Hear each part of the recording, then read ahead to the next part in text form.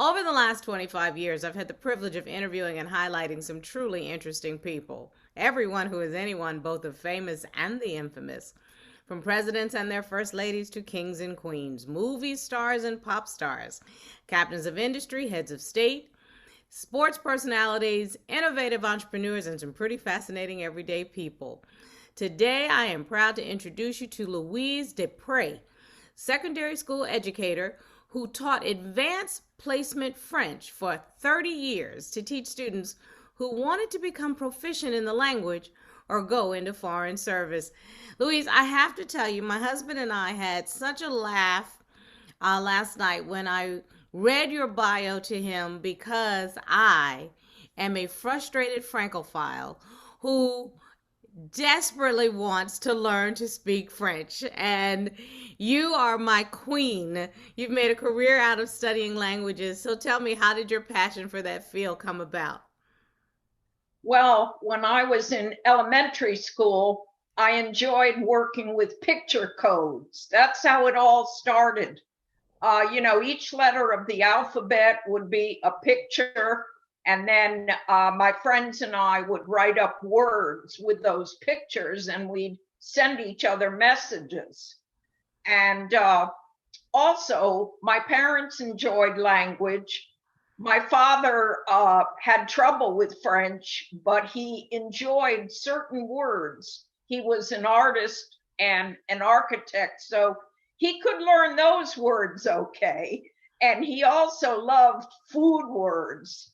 And when I was very young, he would say a lot of those words, and I'd get enthusiastic. And then I had a couple of classmates who were studying French privately, and I told my parents how cool that seemed. And gradually, in junior high school, we had exploratory French and Latin and Spanish, and so I went on to French in ninth grade. So, Louise, how did you cultivate such a deep knowledge of the French language in particular? Since I know languages is something that has always fascinated you. Well, of course, if you go to the country, it helps. But if you can't go to the country, if you find somebody that will speak with you and fill in words for you and correct you. I had a mentor who, when I was in college, she would listen to every sentence I said to her. And if I made a mistake, she would say, "Now say that back to me 3 times." And I really learned from that. That was, one thing. And then I spent a summer in France with my pen pal, and we traveled around southern France together and spoke French together. And then I decided to spend a year, academic year, with Middlebury College. Uh, and that really cemented it because you went all over, and you had to go to the bakery and all the stores and speak with people. I also thought it was a lot of fun to speak to people in their language. So, of course, I have to ask you. You have to fill me with some beautiful stories of France. It's my favorite place to go anytime. I've been numerous times. I love all areas in France. Tell me some stories from your time abroad. Well, one thing that I found interesting, because I love the culture and I love animals, and on May 1st, uh, they take what they call le muguet, which is lily of the valley, and they bring in donkeys, to various small cities and parks, and they sell the muguet to people because it's supposed to bring happiness and good luck. So that's one thing. Uh, and then something really interesting for me, uh, I took the sewer tour. Hmm. Now, this is a very popular tour, the storm sewer tour. And the French in that museum, below the street, they've given their history, their whole history, starting back 500 years or so, when they were fixing the sewers for the city of Paris. And they go along, and then in the 19th century, they have the story of Les Miserables Yes. uh, in that museum, because part of it took place in the sewers. And then they end up in the Second World War, when some of the French hid in the sewers. And then they tell how they have a lot of computers, and they tell you how they keep the water safe. Hmm. But before they had that museum star, they had a boat, and tourists got in the boat, and they spoke French, and told you all about the sewers in French. But a lot of my American tourist friends couldn't understand a word of it. So one particular day when I went on the tour, I said to them, "Well, I'll help you out and translate as much of it as I can." And that was really nice. They seemed like they really enjoyed it and were appreciative. You took your love of language and you turned it in to work as an educator. So tell me a little bit about your progression as an educator. It worked out well because I had had a very good uh, cooperating teacher who taught me to teach uh, in the city of Providence, Rhode Island, and she really prepared her students to have a student teacher, and it worked out well. So it wasn't really my first minute in the classroom.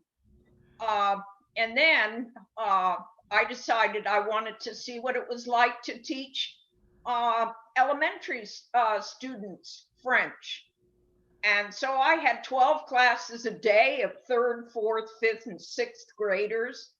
And they were really terrific. And they put on little plays. Uh, for example, Snow White and the Seven Dwarfs. Another one was The Three Bears, Goldilocks and the Three Bears. And it worked out well because they were the perfect age to want to do that. You would not have been able to do that with older students. So I really enjoyed that. But then I decided I wanted to get back to literature and, high school students. So that's what I did. And then as the years went along, our school wanted to combine technology with the subject matter. So they taught us all um, the different technologies we could use, especially PowerPoint. And then toward the end of my career, I was head of the department for 5 years. Good Lord, you have done so much. I wonder what you like to do in your spare time if you have any. Are there any community activities that you enjoy doing? I joined the philanthropic educational organization, which is uh, it's really a women's service sorority, and we raise money to help women with their education.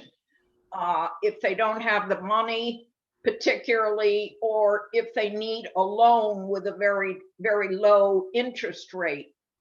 And this is an international organization, Canada and the United States.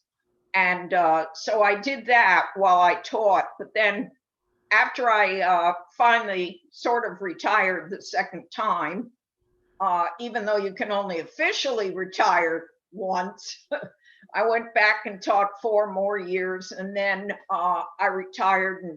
And after that, uh, I worked with ABC. That's a Better Chance program. Oprah Winfrey has been a wonderful support with that program. It takes talented boys and girls out of the cities and puts them in suburban schools and helps get them into top colleges and so on. And then I also have been working with my church in terms of the hunger and homeless team.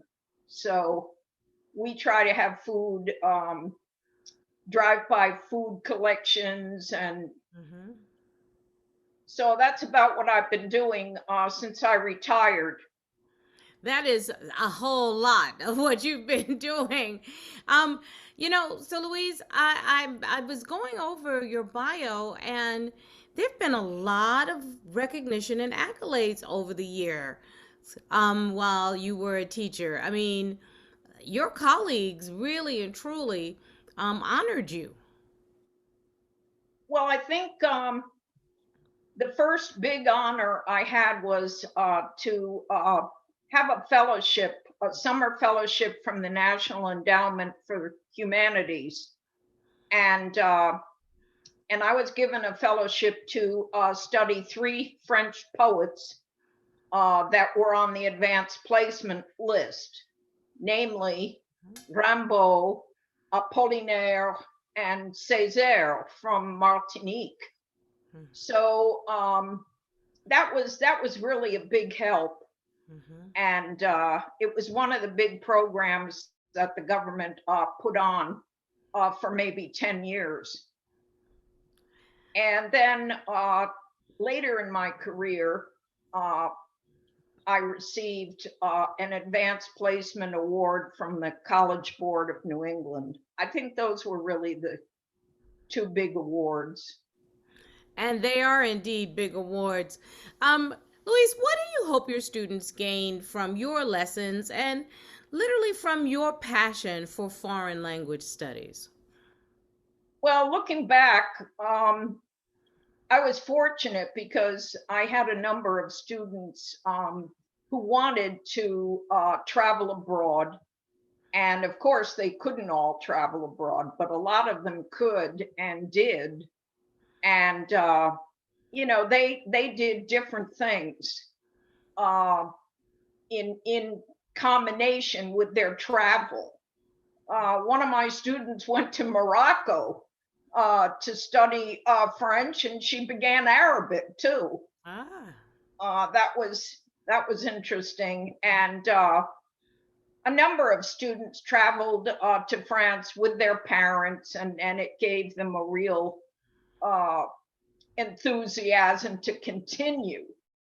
There's this great quote I remember. I think to speak a language is to take on a world, a culture, is a great quote about how languages can truly impact on the culture. And I think it opens tremendous doors. But this is your interview, so you tell me, what's the one thing you'd like the viewer of this video feature to walk away with? Well, I think that I'd like people to know how varied a career you can have in teaching, that it isn't, it's never boring. Every day is different, and you teach different levels of students. And so I think that's one wonderful thing about teaching a world language. It's not just teaching American history, American history, American history, the same class all day long. And also that enthusiasm really can take you a long way in teaching. Yes, indeed. Again, I'm into quotes, and I remember reading one. I actually just pulled it up because it's one that I actually copied.